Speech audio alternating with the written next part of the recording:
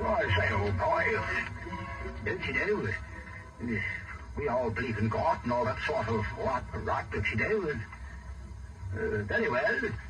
But this business about the Bible, I say, old man, is that they're stretching it a bit too far? Actually, we believe that God has revealed himself in nature. But this Bible that speaks of men going to heaven and to hell, well, really, old chap, do you expect us to accept that when we have the revelation of God in nature? Well, now, I'll tell you what, darling old boy, you got some screws, nuts, and bolts that are kind of loose there and kind of rattling around. If you ever stop thinking about this, you couldn't find out about your depravity from nature. What would you study in nature that would teach you all your righteousness were as filthy rags, and every man at his best state is altogether vanity? Where do you observe that at? Why, you know, if there is another world or invisible world, and we all recognize there must be down a level somewhere in the atoms of protons, don't you deduct proofs of things you see from things that you can't see? Well, yes, there's some that do that. Yes, there certainly are. Well, if there's more of the invisible world than we never found, and you can't find it with a microscope or telescope, if it was on a spirit level, on a level of energy, if God didn't reveal it to you, how would you find it?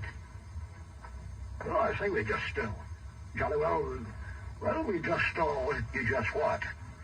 I mean, where would you find out about angels on a microscope? Where would you find out about heaven or hell on a telescope? And as far as that goes, how would you guess that God had three parts to his body, soul, and spirit unless he revealed it to you? You going to find that in a rock or a tree? Well, I still think, old boy, that there must be some similarity between man and the animals. After all, the structure is just the same in most cases. Well, what are you talking about? The spiritual structure, the physical structure? Well, the physical structure, of course. Well, there's more to it than that. Now, Darwin, you never saw four birds sing four-part harmony in your life, and yet they majored in singing.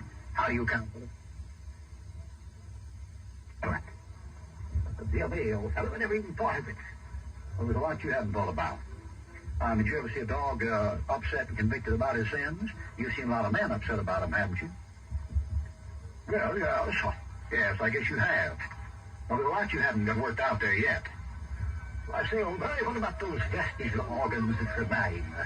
What do you say about them? Well, that's very simple. You told these folks here yesterday that earlobe was useless and just an appendage, something hanging on from a baboon's ear. That stores blood to keep ears from getting cold too quick in the winter, fella. And that tailbone you're talking about that you thought used to be a tail dragging along the ground you were supposed to have, well, that's just a bunch of muscles and a bone structure there to help sustain a small part of your back. Anybody knows that. And that appendix you're talking about, and those tonsils are to catch infection before it can bust out. Well, there's plenty you haven't got worked out yet, Charlie. You go home and pray a while, and we'll see you tomorrow morning, 10 o'clock. And Voltaire and Rousseau were there, of course, you know. Then Althusser and all the boys from Emory, and Rousseau led the conversation and said, "But, Monsieur, there is no God. You cannot see God. You cannot prove God. Monsieur, how can you prove there is a God?" Well, that's very simple. There's no particular problem there. You see this watch you got here? Oui, monsieur.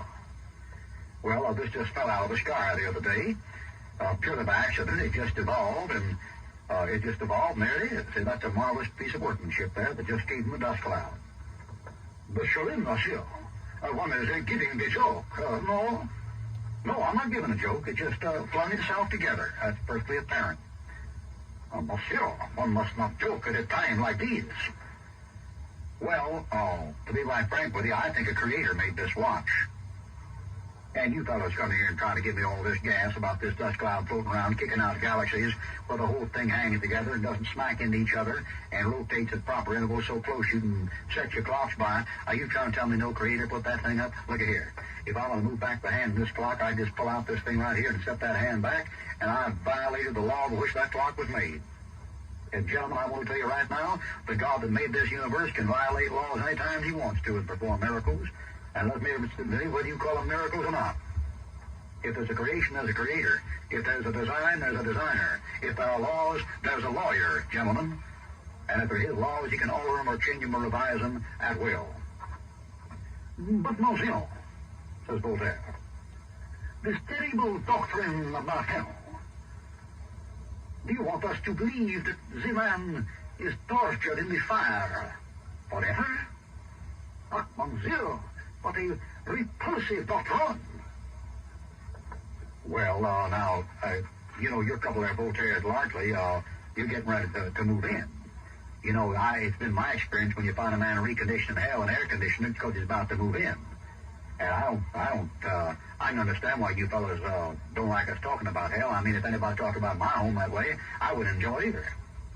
Now, the fact of the matter remains that if you sin against a man, you can pay for it in 60 or 70 years. The day of our years is 310. But if a man sins against God, gentlemen, how long is it's going to take him to pay for it? God is eternal. I mean, you deists at least by that. You say he's an eternal being. Well, a breaking of his laws is the transgression against him. And when will you be paying for it? 70 years? And the old philosophers and psychologists and head shrinkers and fellows just had a fit and flipped and threw up their hands and blew out a clutch plate and blew their gaskets and busted their valves and split their blocks, you know, and all that kind of business. Blew out a few gaskets and had a terrible time about it. And every day ended just about the same way. All of them agreed that you ought to tear up some of the Bible, but none of them could exactly agree how much you ought to tear up or where you ought to quit tearing it up. And when they got through, they'd all stand up, and they had to for Solomon. And Solomon would bow before them and say, gentlemen, till this same time tomorrow, shalom aleichem, and let God be true and every man a liar. And this would always bring about furious cries and frustrated rage. And the American delegation, headed up by Buckrick, Peel, and Carson Blake, would always foam at the mouth and hide it under a smile and about have a heart attack and maintain an outward calm and shake hands and think positively while they try to keep the situation in hand and say, do you mean, Solomon, that you're saying that we're all a bunch of liars? Is that what I understand you to say? And Solomon said, draw your own conclusion, gentlemen. Let God be true and every man a liar. And Buckrick would say, well, that includes you too, sir. And Solomon would say, I am happy to take my place where I belong and be numbered among the transgressors. Let God be true, but every man a liar. And Peel would say, well, I don't believe in low-rating yourself or low-rating humanity. I think we should take a beautiful look at humanity, take the positive view, and as the Messiah, see a little bit of good in each man, and recognize that there's so much bad in the worst of us, and so much good in the... Why don't you say what you mean, said Solomon. Well, what I meant was there's so much bad in the best of us, and so much good in the worst of us, that it behooves us to judge one another. And Solomon said, I'm not judging, I just said, let God be true and every man a liar. And then Carson Blake would say, well, now, you shouldn't call us a liar. After all, you're entitled to your religion, and we don't criticize you. And Solomon said, what, you old phony, you big hypocrite. You're the biggest bunch of backstabbing, double-faced and two-tongued, back-talking, throat-cutting people that ever lived. You tell me not to preach against folks' religion. You people preach about mine, against my religion before you leave this building here today. What in the world are you talking about? And he said, yeah, but you shouldn't be so uncouth about it.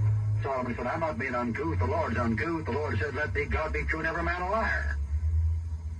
And about that time, Bishop Sheen said, well, that's private interpreting. You have your interpretation of the passage, and we have our interpretation. Solomon said, why, you nitwit, I didn't interpret it, I just read it. Now, you boys go back to grammar school and come through again. I didn't interpret the passage, I quoted the passage. Let God be true and every man a liar. And Sheen said, but what does that mean? Solomon laughed and said, why, you jughead, it means what it says. What do you think it meant? And that's how the meeting Julie broke up. And on Solomon went, and accumulated knowledge and wisdom. He could put any one of them in their place in 5 minutes.